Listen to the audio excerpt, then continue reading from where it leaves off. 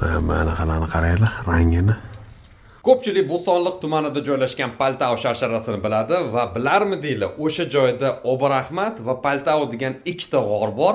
Agar qiziq bo'lsa videoni oxirigacha ko'ringlar va har doimgidek lokatsiyalar Telegram kanalimda bo'ladi. Mana biz Obrahmat g'origa keldik. Bizning birinchi lokatsiyamiz bugungi.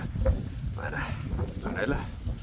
Mana ma'murdan turib pastga tushib, mana teshikdan chiqib kelsa bo'ladi. Mana teshigi ham ko'rinyapti. Va bu yoqda kichkina sharsharachasi ham bor. Bizning ikkinchi lokatsiyamiz va bu Paltao g'ori hisoblanadi. Endi bu yoqqa kelmoqchi bo'lsanglar, iloji boricha arqon olinglar. Agar sirpanchiq bo'lsa, yomg'ir bo'lsa va qish bo'lsa. Yozda bir amallasa bo'ladi. Hozir arqonni mana daraxtga boylab tegidan pastga tushamiz. Mana biz arqonlarda tushib oldik-da. Mana biz alpinistlarni teshigi mana masjiddan-da. Mana qanaqani qaranglar, rangini.